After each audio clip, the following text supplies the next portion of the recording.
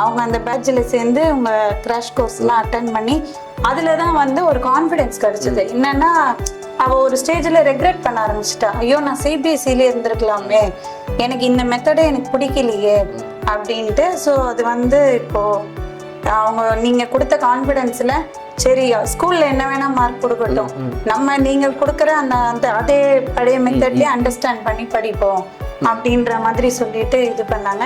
இன்னொன்று நான் சொல்கிறேன், ஏன்னா வந்து நான் கொஞ்ச நாள் டீச்சரை ஒர்க் பண்ணியிருக்கேன், ஸ்கூலில் ப்ரைமரி தான் ஹேண்டில் பண்ணியிருக்கேன். ஒரு பீரியடு 40 மினிட்ஸ் நின்று பாடம் எடுக்கிறது அப்படின்றதே வந்து எனர்ஜி லூஸ் ஆகும் நமக்கு கண்டிப்பாக.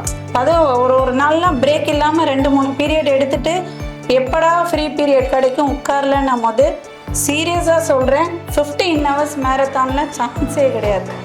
எல்லாருமே அதாவது நம்ம பசங்க எல்லாரும் படிக்கிறது, நம்ம இன்னைக்கு உழைக்கிறது எல்லாமே வந்து ஃபினான்ஷியலுக்காக தான். கடைசியில் அதுதான் நம்மளோட பேசிக் நீட், அதுதான். ஸோ இவங்களுக்கும் ஏதோ ஒரு ஃபினான்ஷியல் மோட்டிவ் இருக்கும் அப்படின்னாலும் அதை தாண்டி இவங்க பண்ணுற சாக்ரிஃபைஸ்க்கு ஹேட்ஸ் ஆஃப் சார், சீரியஸாக. ஏன்னா அதில் இன்னொன்று என்னென்னா அவங்களுக்குள்ளே இருக்கிற அண்டர்ஸ்டாண்டிங், டச்சோடு இது என்றைக்குமே அவங்களுக்குள்ளே இருக்கணும். ஏன் அப்படின்னா நான் பார்த்துருக்கேன், அவள் லைவ் அட்டன் பண்ணும் போதெல்லாம் கூடவே இருந்தேன்.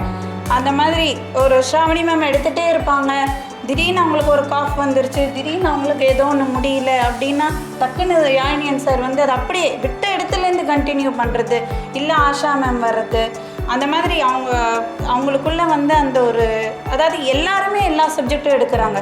ஸ்கூலில் கூட அது நடக்காது. சோஷியல் வந்தால் சோஷியல் மேம் தான் எடுப்பாங்க, சயின்ஸ் டீச்சர்னால் சயின்ஸ் தான் எடுப்பாங்க, அது பசங்க எல்லாருக்குமே தெரியும். ஸோ இங்கே வந்து இதெல்லாம் ரொம்ப ஆடட் அட்வான்டேஜ்.